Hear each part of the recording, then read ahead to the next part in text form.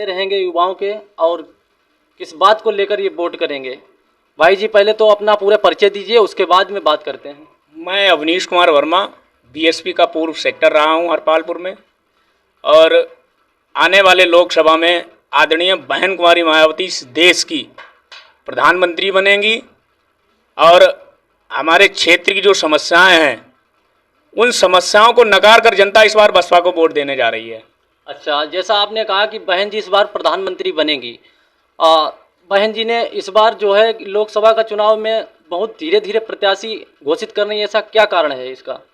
आदरणीय बहन जी को इस देश का कोई भी नेता नहीं समझ सकता है। वो मानवर काशीराम की शिष्या हैं आदरणीय बहन जी।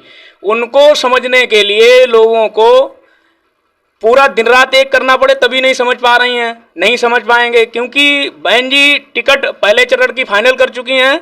36 सीटों में इस बार बहन जी ने 9 मुस्लिम समाज के प्रत्याशियों को उतारा है और समाजवादी पार्टी बीजेपी पार्टी बहन जी के कैंडिडेटों से घबराई हुई हैं।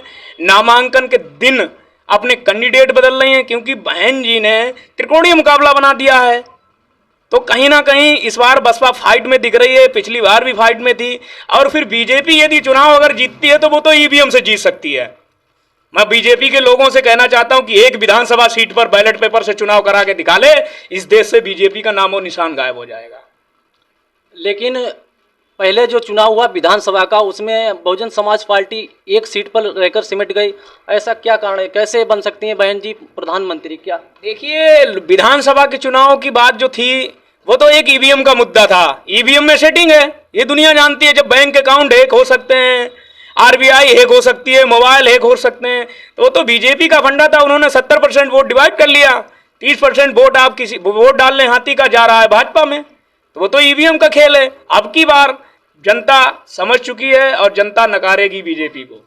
लेकिन जो बीजेपी सरकार है कहती है, मतलब जैसे अगर ईवीएम से अगर हम लोग जीतते हैं तो ईवीएम का दोष दिया जाता है, अन्य चुनाव में अगर किसी की सरकार दूसरे की बनती है तब दोष नहीं दिया जाता है। देखिए, कहने का मतलब है कांग्रेस ईवीएम को लेके आई थी, ईवीएम मशीन को कांग्रेस लेके आई, कांग्रेस को ही भारी पड़ गई। जब हमारा एक फोन कॉल डिटेल, हम लोग फोन पर बात करते हैं तो फोन हमारा डाइवर्ट हो जाता है। तो आप देखिए कि अमित शाह जो है माननीय, उनका बेटा जो है वो सॉफ्टवेयर इंजीनियर है, वो तो हैक कर सकते हैं। क्यों? हमारा मोबाइल बैंक अकाउंट से पैसे गायब हो जाते हैं। कैसे गायब हो जाते हैं? आप पूरे देश में बैलेट पेपर से चुनाव करा के देख लीजिए, खुद ना खुद बीजेपी को पता चल जाएगा।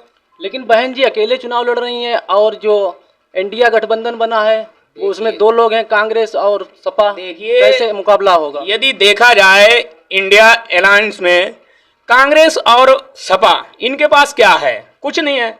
आने वाले लोकसभा में दलित और मुस्लिम एकजुट होकर के माननीय बहन जी को इस देश का प्रधानमंत्री बनाएंगी। यदि सपा की बात की जाए तो समाजवादी पार्टी के राष्ट्रीय अध्यक्ष अखिलेश यादव जी ने राज्यसभा के अंदर आरक्षण का बिल फाड़ा था, तो ऐसे मुख्यमंत्री को वोट कौन देगा?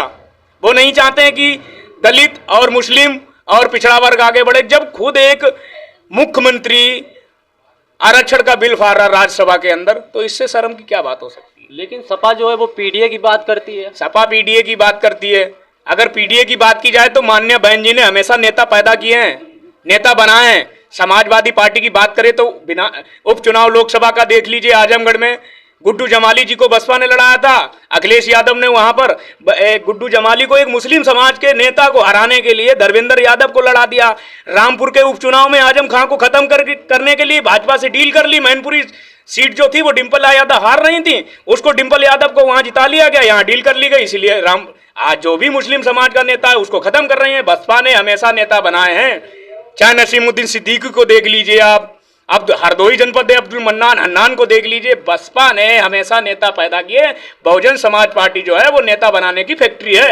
अच्छा, यहाँ जो हरदोई में है 2 सीटें हैं, एक मिश्रिक और ये हरदोई 31, इसमें अभी तक बहुजन समाज पार्टी ने कोई भी प्रत्याशी घोषित नहीं किया। बहुजन समाज पार्टी का कैंडिडेट जब आएगा तब ये कमल और साइकिल उड़ते हुए चले जाएंगे।